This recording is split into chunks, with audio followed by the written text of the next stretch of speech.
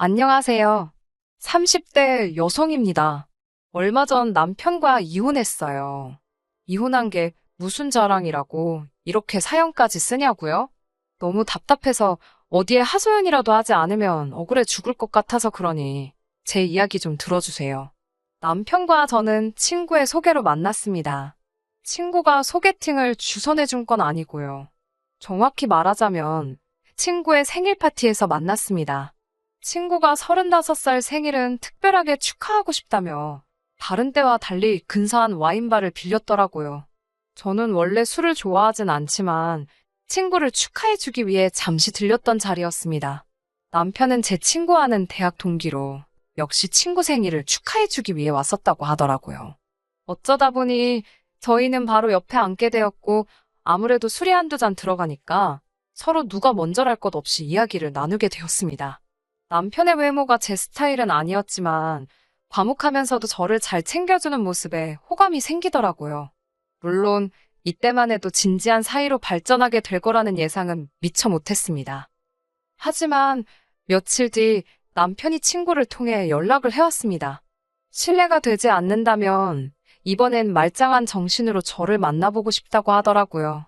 남편의 적극적인 태도에 저도 못 이기는 척 남편을 한 번 더 만나보게 되었어요. 그날 이후로 저희는 오래 지나지 않아 연인 사이로 발전하게 되었습니다. 성향이 잘 맞았던 덕분인지 저희는 사귀는 동안 크게 다투는 일이 없었고 스트레스를 받지 않으니 함께 있는 시간이 편하다고 느껴졌습니다. 결혼하는 게 당연하다고 느껴지던 무렵 남편이 프로포즈를 해왔고 그렇게 양쪽 집안 부모님들의 축하 속에서 결혼을 하게 되었습니다. 하지만 결혼 생활은 두 사람만 좋아서 되는 게 아니라는 걸 살아보니까 알겠더라고요. 저희 둘만의 결혼 생활은 대체적으로 무난하고 즐거운 편이었습니다.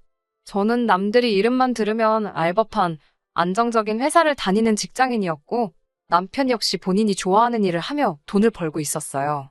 벌이에 있어서 약간의 차이가 있기는 했지만 서로 크게 개의치는 않았습니다.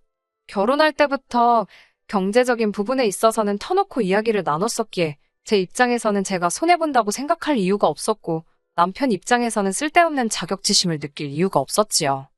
그런 저희가 다투게 되는 경우가 종종 있었는데 그건 바로 시아버지 때문이었습니다. 저희 시아버지가 그토록 괴팍한 분인 줄 진즉에 알았다면 결혼을 다시 생각해봤을지도 모르겠다고 생각했을 만큼 정말 받아주기 힘든 분입니다. 그런 생각까지 했던 건 무서웠거든요.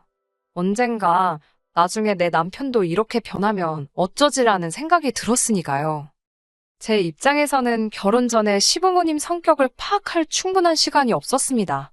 그도 그럴 것이 본격적으로 결혼 이야기가 나오고서야 왕래를 시작했으니까요. 인사드리러 간 날 한 번, 상견례 자리에서 한 번, 그리고 식장에서 한 번, 총 3번을 본 게 전부입니다. 그때마다 아버님은 별 말씀이 없으셨는데 저는 아버님이 남편처럼 과묵한 성격을 가지셨기 때문이라고 생각했어요. 나중에 듣기로는 그때마다 뭔가 마음에 안 드시는 게 있어서 삐져 계셨던 거지만요. 그나마 남편과 어머님이 아들 장가 보내야 하지 않겠냐며 사정사정해서 달래놓으셨던 거랍니다. 이 얘기를 들었을 때 사기 결혼을 당한 심정이었네요. 차라리 그때 욱하시는 모습을 보여주시지. 평생 도백 가게를 하셨다는 아버님께서는 그 흔한 직원 한 명 두질 못하셨는데요. 역시 당신의 성격 때문이었습니다. 어쩌다 젊은 사람들이 일 좀 배워보겠다고 와도 얼마 버텨내지를 못했답니다. 그게 일을 혹독하게 가르치셔서 그런 거면 말을 안 합니다. 언젠가 한 번은 중년의 남성분께서 일을 배우겠다고 오셨었나 봐요. 그런데 그분이 머리숱이 많이 없으셨나 봅니다. 그래서 평소에 모자를 즐겨 쓰셨는데 하루는 날이 엄청 더웠었답니다. 그래서 그분이 잠시 모자를 벗고 일을 하시는데 아버님께서 역겨우니까 모자를 쓰라고 그러셨답니다. 밥맛 떨어지게 모자를 왜 벗냐고요. 그 말을 듣고 그분께서는 심한 모욕감을 느끼셨던 모양입니다. 그전까지 아버님께 스승님이라고 부르실 만큼 깍듯하게 아버님을 따르셨다는데 그 자리에서는 서로 개하소야하면서 난리가 났던 모양이에요. 결국 두 분이서 주먹다짐을 하시고 경찰서까지 다녀오셨답니다. 더 어이가 없는 건 이걸 무슨 무용담이랍시고 아버님이 본인 입으로 여기저기 말씀을 하고 다니십니다. 저도 아버님께 들었고요. 그뿐만이 아닙니다. 당신 성격 탓에 같이 일할 사람을 못 구하시니 결국 불쌍한 어머님만 이리저리 끌고 다니시며 조수처럼 쓰셨는데요. 그러다 보니 어머님은 아버님 말씀에 속된 말로 찍소리도 못 하시는 게 몸에 배셨더라고요. 그러니 두 분 사이에 다툼이라는 건 존재할 리가 없었지요. 그런 어머님을 보고 있으면 같은 여자로서 안쓰럽기도 하고 도와드리고 싶기도 하고 그랬어요. 만약 친정어머니였다면 당연히 제가 진작에 나섰을 거예요. 하지만 시댁에는 남편뿐만 아니라 남편보다 2살 어린 신우도 있었기 때문에 제가 나설 자리는 아니라고 생각했네요. 솔직히 딸도 가만히 있는데 며느리가 아버님 이건 되고 저건 안 돼요. 그런 소리를 어떻게 하나요? 아무튼 이런 아버님과 제가 크게 갈등을 빚게 된 일이 있었습니다. 이 일이 시초가 되어 이혼을 하게 되었다고 해도 과언이 아닙니다. 다가오는 아버님 생신날, 당시 모호텔 뷔페가 인기가 많았기에 그곳에 모셔가려고 연락을 드렸습니다. 하지만 아버님께서는 무조건 집에서 드셔야겠다며 고집을 피우시더라고요. 사람들 말이 시부모님들은 며느리한테 생일상 받는 걸 좋아한다더니 이런 거구나 싶었습니다. 하지만 귀찮다는 생각보다는 기왕 하는 것 잘해야겠다 생각했어요. 하루 전날 미역국과 갈비를 비롯해 이것저것 할 수 있는 건 다 만들어 놓고 잤습니다. 남편은 그렇게까지 할 필요 없다며 그냥 사가도 된다고 했지만 음식은 정성이라고 생각했습니다.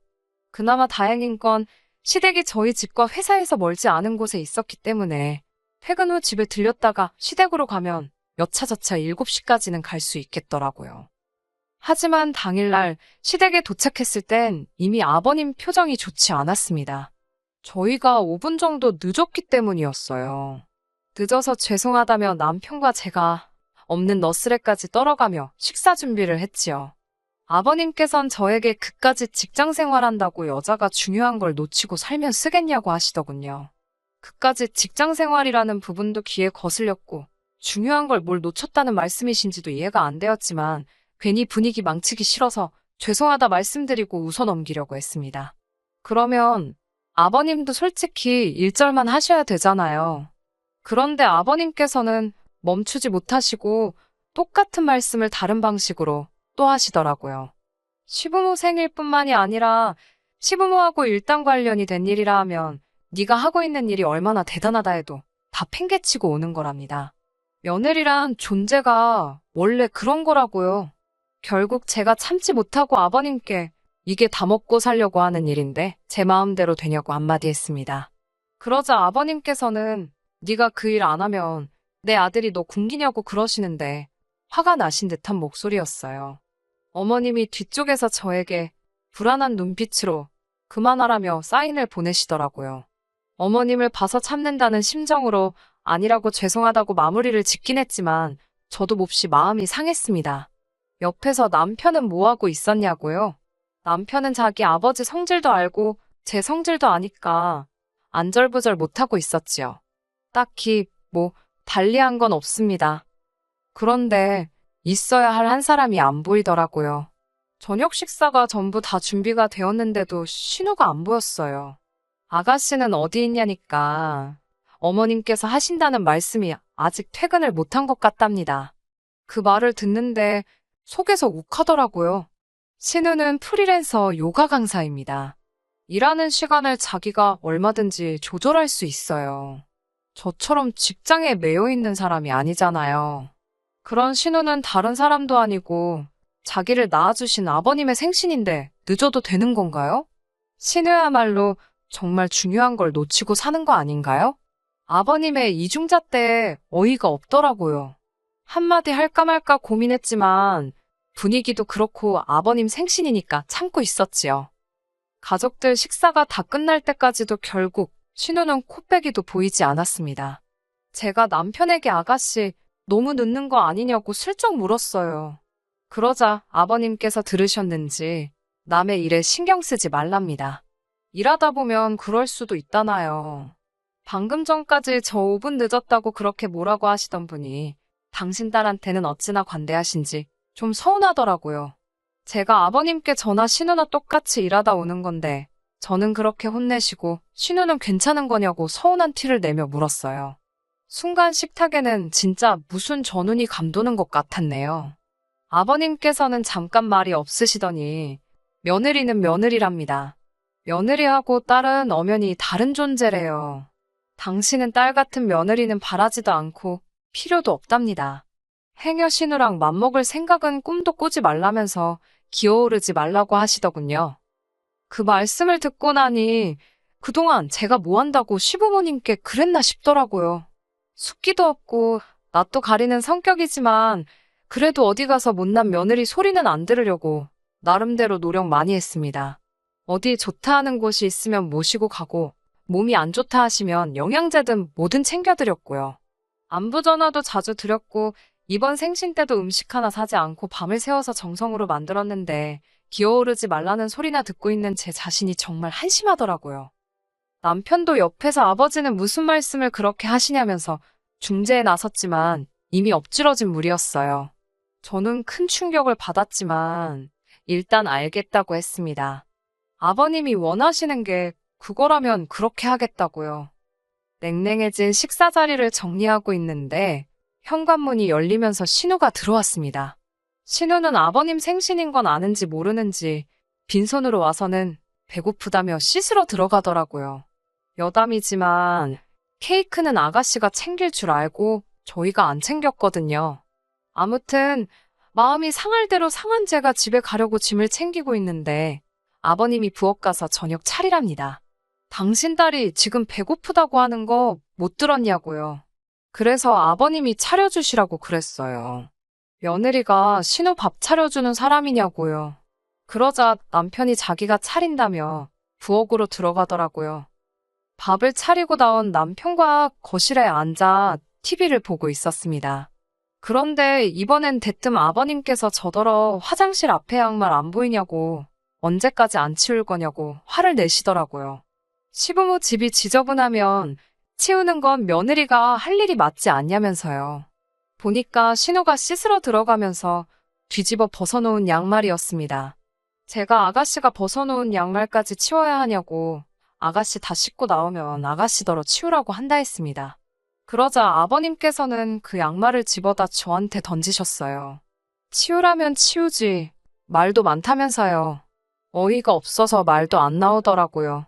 잠깐 아버님을 쳐다보곤 제 가방만 챙겨들고 그냥 그 집에서 나왔습니다.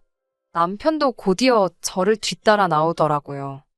집으로 오는 길에 아버님께 수차례 전화가 걸려왔지만 하나도 받지 않았어요. 남편은 아버님 대신 자기가 사과한다면서도 앞으로 계속 이렇게 지낼 수는 없지 않냐면서 내일이나 내일 모레쯤 먼저 전화를 드리랍니다. 대신 앞으로 자기가 처갓집에 정말 잘하겠다면서요. 어이가 없었지요. 어디 비교할 때다 해야지. 제가 말 같지도 않은 소리 하지도 말라고 그냥 당신은 앞으로 당신 집에 잘하고 나는 내 집에 잘하고 그렇게 살자 했습니다. 그러자 고작 남편이 한다는 소리가 그럼 양쪽 집안 어른들 용돈은 어떻게 할 거냐고 묻더라고요. 친정은 내가 챙길 테니 시댁은 당신이 챙기라 했습니다. 공동으로 먹고 쓰는 거 외엔 서로 일체 간섭하지 말자고요. 그 이후로 어머님께 몇 차례 전화가 걸려왔습니다. 어머님과는 두어 번 정도 통화를 했어요. 남편과 별반 다르지 않은 이야기를 하시더군요. 나이든 사람이다. 평생을 저렇게 살았는데 어떻게 하겠냐. 우리가 맞춰줘야 한다. 그런 말씀이었지요. 나쁜 사람은 아닌데 한 번씩 욱해서 저런다며 저더러 이해하랍니다. 그러면서 저더러 그거 밥 좀 차리고 양말 좀 치우는 게 뭐가 어렵냐고 그러셨습니다. 밥을 새로 하라는 것도 아니었다. 양말을 손으로 빨라는 것도 아니었다. 밥이랑 반찬 다 냉장고에 있는 거 꺼내주기만 하면 되고 양말은 집어다 세탁기에 넣어주기만 하면 되는 걸 왜 시아버지랑 기싸움을 하냐면서 저도 잘한 거 하나 없답니다. 솔직히 처음에는 그래도 어머님은 저를 이해해 주시는가 싶어 마음이 살짝 풀어질 뻔했는데 듣다 보니 결국은 숙이고 들어오라는 소리셨어요. 그 이후로는 어머님과도 통화하지 않았습니다. 그 이후로 남편과 저희 관계는 급속도로 악화되었습니다. 남편은 나이든 아버님한테 젊은 제가 한 번 져주는 게 뭐가 그렇게 힘든 일인지 이해를 못하겠다며 계속해서 저를 탓했어요. 반면에 저는 남편이 제 입장을 대변해주길 바랬거든요. 다른 걸 다 떠나서 양말을 던지신 일만이라도 사과를 받았으면 좋겠더라고요. 양말에 맞아봤자 아프면 얼마나 아프냐. 그런 문제가 아니잖아요. 신우가 신었던 양말을 저에게 집어던지셨다는 그 자체가 모욕적이었으니까요. 하지만 남편은 죽어도 저를 대신해 아버님께 그 이야기를 해줄 생각이 없는 눈치였습니다. 그렇다 보니 둘의 사이가 좋아질 수가 없었지요. 그래도 이혼을 못했던 이유는 글쎄요, 결혼한 지 얼마 되지도 않아서 실패했다는 걸 인정하고 싶지 않았던 것 같아요. 대학도 취업도 다 노력한 만큼 결과가 나왔었는데 결혼 생활만큼은 제 노력대로 안 된다는 현실을 받아들이기 힘들었어요. 그런 제가 완전히 이혼을 결심하게 된 건 몇 달 전 아버님이 병원에 입원하게 되시면서입니다. 아버님께서는 도배 가게를 폐업하신 후 이따금씩 일용 근로자로 건설 일을 하셨는데요. 그날도 그 일을 나가셨다가 낙상사고를 당하셨답니다. 갈비뼈가 골절되면서 병원에 2달 정도 입원을 하셔야 된다고 그러더라고요. 그 말을 전하는 남편 표정이 심란해 보였지만 남편도 꼴보기 싫은 데다가 양말 사건 이후로 시부모님과의 관계도 있는 대로 악화된 상황이었으니 솔직히 병문안은커녕 신경도 쓰기 싫었습니다. 그래도 병문안을 가긴 가야 하나 어째야 되나 고민하며 며칠의 시간이 흘렀습니다. 남편이 하루는 저더러 이야기 좀 하잡니다.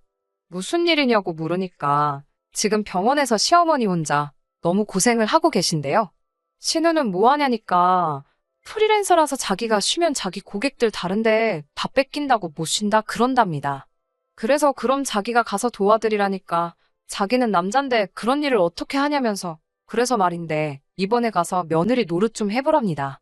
제가 어이가 없어서 남편을 쳐다보니까 남편이 한다는 소리가 이참에 병간호 해드리면서 어머님 아버님 마음도 풀어드리면 얼마나 좋냐는 거예요. 사람이 뻔뻔해도 정도가 있어야지 싶더군요. 사실 남편과 양말 사태로 멀어지기 시작하고 얼마 지나지 않았을 무렵 친정 어머니께서 장염으로 입원하신 적이 있으셨거든요. 그때 남편도 저희 어머니께서 입원 중인 거 알고 있었지만 저랑 기싸움한답시고 괜찮냐는 말 한마디 없었습니다. 하다못해 제가 병문안 다녀오느라 아침부터 죽 끓이고 그러고 있는데도 어디 가냐고 묻지도 않더라고요. 자기는 그렇게 철저하게 무관심으로 일관해놓고 이제 와서 저더러 이참에 며느리 노릇 개나 주라지요. 다음날 어머님께서 병원에 한번 와달라며 연락을 해오셨어요. 당신이 개인적으로 볼 일도 있고 한데 도무지 시간이 안 난다면서요. 신우나 남편한테 말씀하시라고 매몰차게 거절할까도 했지만 오죽하면 나한테 이러실까 싶어서 이번이 처음이자 마지막이다 생각하고 회사에 반차 내고 갔습니다. 병실에 도착하니 어머님이 잘 왔다며 이야기 좀 하자십니다. 어머님께서는 다짜고짜 남편이 생활비를 안 보내주신다며 저에게 왜 안 보내는 거냐, 네가 못 보내게 하는 거냐고 따지셨습니다. 제가 어머님께 그때 양말 사건 이후로 돈 관리는 각자 하고 있기 때문에 저는 아무것도 모른다 하니까 이게 다 생활비를 안 보내줘서 일어난 일이랍니다. 돈이 있어야 먹고 살지 않겠냐며 네 시아버지가 뭐라도 좀 해본다고 나갔다가 저 꼴이 난 거라고요. 달리 해드릴 말씀이 없어 가만히 듣고만 있었습니다. 그러자 어머님께서는 이러다 당신까지 병이라도 나면 큰일 난다면서 당분간 저더러 아버님 병수발을 좀 들랍니다. 그러면서 하신다는 말씀이 그때 아버님이 저한테 며느리는 며느리고 딸은 딸이라고 그래서 서운해하지 않았냐며 이참에 딸 같은 며느리 한번 해보라대요. 어이가 없어서 제가 웃었어요. 어머님, 저 그 자리 하나도 탐 안 난다고 딸 같은 며느리를 누가 하고 싶겠냐니까 어머님께서 그럼 그때는 왜 그렇게 삐졌냐고 물으셨어요. 아버님이 저한테 양말 던지신 거 생각 안 나시냐고 물으니 또 그 소리냐며 양말에 맞아서 뭐 피라도 났냐입니다. 그러면서 그렇게 병수발 들기가 싫으면 간병인이라도 부르게 돈이나 달라시더군요. 요샌 돈이 효도도 대신한다나요. 제가 너무 화가 나서 어머님 저한테 돈 맡겨놓으셨냐고, 그리고 그놈의 효도는 배 아파서 낳은 자식들한테 가서 찾으시라 했네요. 기분이 있는 대로 상해서 병원에 있어드리기로 한 것도 있고 그대로 뒤돌아서 친정으로 향했습니다. 평일 낮에 직장에 있어야 할 딸이 친정에 왔으니 친정부모님도 깜짝 놀라신 눈치였어요. 친정부모님께 그동안 말씀드리지 못했던 일을 전부 다 털어놓았습니다.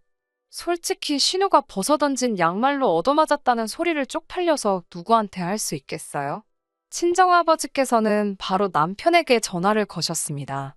화를 내실 줄 알았는데 아주 부드러운 목소리로 아버지께서 줄 것이 있으니 퇴근 후 잠시 들리라며 통화를 하시더라고요. 제가 서운한 마음에 아빠는 화도 안 나냐니까 녹음되면 어쩌냐입니다. 어이가 없어서 실없는 웃음이 나더라고요. 그렇게 친정에서 모처럼 마음 편하게 쉬고 있는데 남편이 왔습니다. 남편은 저를 보더니 자기랑 화해라도 하고 싶어서 꾸민 거냐며 이럴 거면 병원에 가서 병간호를 하는 게 맞다는 헛소리를 하는 거예요. 그때 친정 아버지께서 남편을 거실로 부르셨습니다. 그러더니 당신이 신고 있던 양말을 벗어서는 냅다 남편 얼굴을 때리셨어요. 기분 좋냐? 기분 좋아? 친정아버지의 그런 모습을 처음 봤기에 저도 친정어머니도 깜짝 놀랐지요. 친정아버지께선 네 애비가 뭔데 내 딸한테 양말을 던지냐면서 너는 뭐하는 자식인데 내 딸이 그런 꼴을 당하는 걸 보고만 있었냐며 당장이라도 남편을 두들겨 패실 기세였습니다. 그때 친정어머니가 그 정도면 알아들었을 거라며 아버지를 말리셨고요. 그 이후로 결국 남편은 저에게 사과를 해왔습니다. 자기가 직접 맞아보니 기분이 정말 더럽더라면서 미안하다고 아버님께도 자기가 꼭 사과하게 만들겠다고요. 하지만 이미 제 마음이 식을 대로 식어버린 상태였지요. 친정아버지께서 어느 정도 제한풀이도 해주셨고 위자료 욕심도 안 나더군요. 그냥 이혼만 하고 싶었습니다. 변호사 친구에게 물어보니 어차피 결혼 생활도 짧았고 변호사 수임료 떼주고 어쩌고 하면 남는 것도 없을 거라며 웬만하면 남편하고 합의해서 이혼하라고 하더라고요. 남편도 제 의사가 확고하다는 걸 알았는지 더는 설득하려 들지 않았고 그렇게 이혼했네요. 끝나서 너무 후련합니다. 그 사이에 시아버지는 퇴원하셨고 뭐 그쪽 집에서는 며느리 하나 잘못 들어와서 집안 꼴이 어쨌네 저쨌네 말이 많은 것 같았지만 별로 신경 안 쓰이더라고요. 그리고 저랑 살 때는 그렇게 한 번만 숙여드리라던 남편이 정작 저랑 이혼하고 나니까 시부모님하고 연 끊고 산다고 들었습니다. 그 이유를 알 것도 같고 뭐 다 지나간 일이지요. 또 다시 결혼 같은 걸 하게 될지 모르겠습니다. 당장은 하고 싶은 생각도 없고요. 다만 언젠가 기회가 된다면 그때는 딸 같은 며느리, 며느리는 며느리 이런 거 다 떠나서 서로 인격적으로 존중하는 집안의 일원이 되면 좋겠다는 바람은 있네요. 끝까지 들어주셔서 감사합니다. 오늘의 사연은 여기까지입니다. 구독과 좋아요, 알람 설정 부탁드리고 더 좋은 사연으로 다시 찾아뵙겠습니다. 감사합니다.